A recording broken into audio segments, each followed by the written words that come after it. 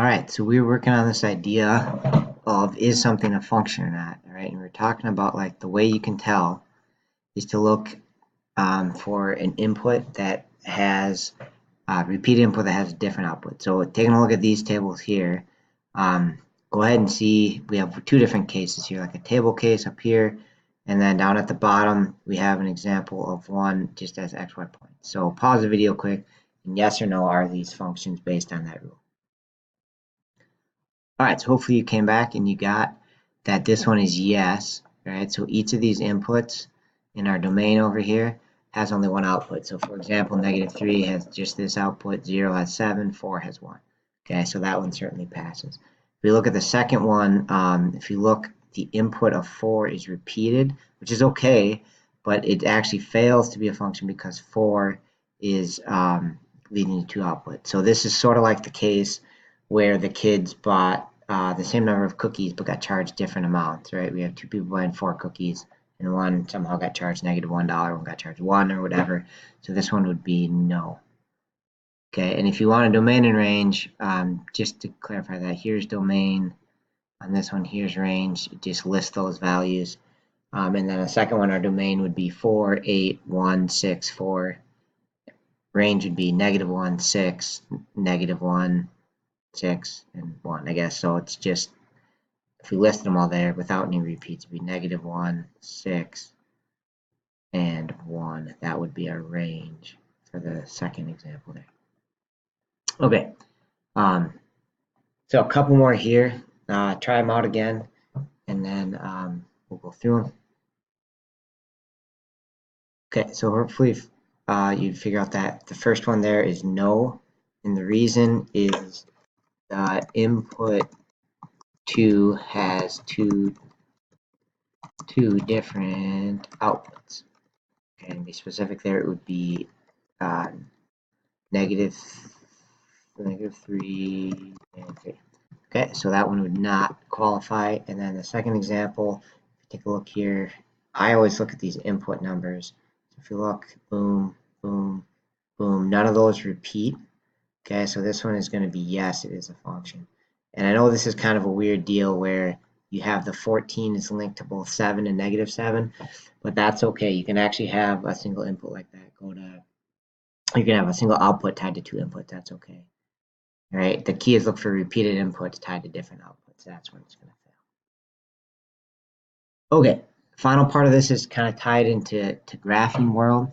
So there's something called like the vertical line test. So like how can you tell if a graph is a function or not? It's the same rule of each input can have only one output.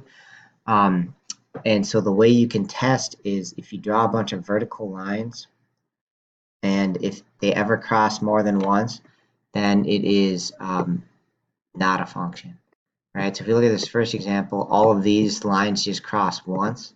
These vertical lines just cross once, so that one is a function. Versus the second example here, if we cross or draw some vertical lines, they cross twice, right? So that would be not a function. And so kind of the idea is like if we look at this input of 2 here for x, it's going to have two different outputs. Sorry, I need to get my pen quick.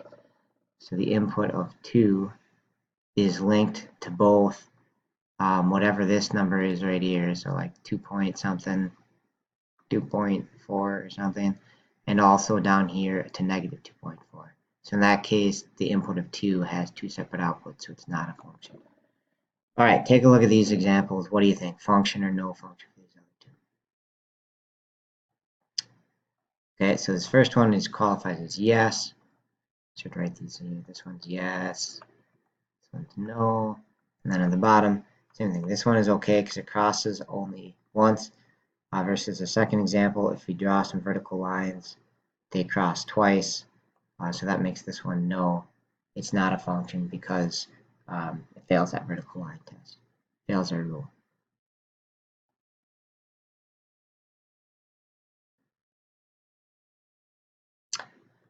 Okay, so a final one question here I guess I have for you, which I think is kind of a pretty good one to summarize.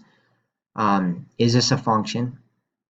Right, so remember just in general what a function means is it's an equation with two variables, all right? But then it has to have this, also have this a rule of if you draw vertical lines, it can only cross once, all right? And then think about, based on the xy points, what is possible for the x, that's domain, and what is possible for the y.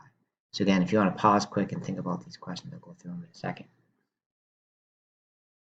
All right, so this one is a function. It passes a vertical line test. If you drew a bunch of vertical lines, it all cross once. And so domain and range, and this is building. Again, we're going to do this a bunch throughout this year. But as far as the domain, like what is possible here for x, and the answer to that is anything, right? Here would be like a point of x, -5. Here x would be -4 if we draw it back. Here would be -3. Here x would be 0. So x can be anything. It goes forever this way on the x-axis, forever this way on the x-axis. So when that happens, we just say that that's all real numbers for the domain. And then for the range, the y-axis here, right? Here's our y-axis. And it goes up and up and up forever, right? So it can be infinitely positive. But as far as the negatives, the lowest it gets is -5, right? It never goes down into -6 or -7. So what we're going to say for range, we're going to say y is all the values that are greater than or equal to -5. So that's kind of a different domain range example where the lowest number is at -5 there. All right. So I think maybe at this point, what might be a good thing for you to do is, and I know you're just going to say, hey, Mr. Wespital, it's a long video. I just want to get to my homework.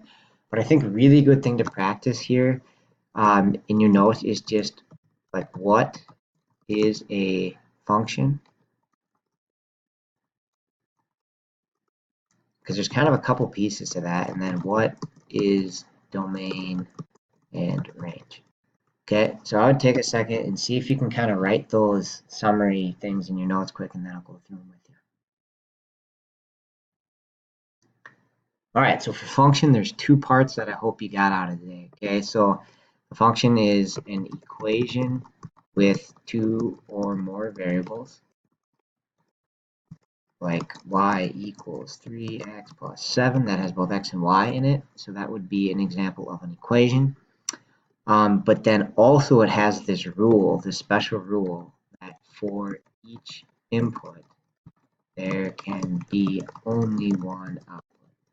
Right, so that's like a special thing in order to qualify for a function that you can't have, like, again, go back to that cookie example, whatever, you can't have the situation where you buy one cookie and get charged $3.25, and then your friend also buys one cookie, charged $4. That's not a function, right? Each input, like 1, can be tied to only one output. If it's tied to 2, then it's not a function. All right, domain range. Domain is just the set of all the inputs, so like what is possible for x, and range is what is possible for y. And oftentimes they will be all real numbers, right? In real world cases, like a job, the domain might be 0 to 40 hours because you can't work infinite amount of hours.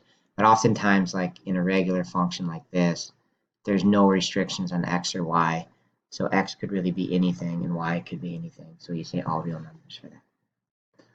Just a quick note, since this is our first lesson, for homework, here's some of my philosophy on it.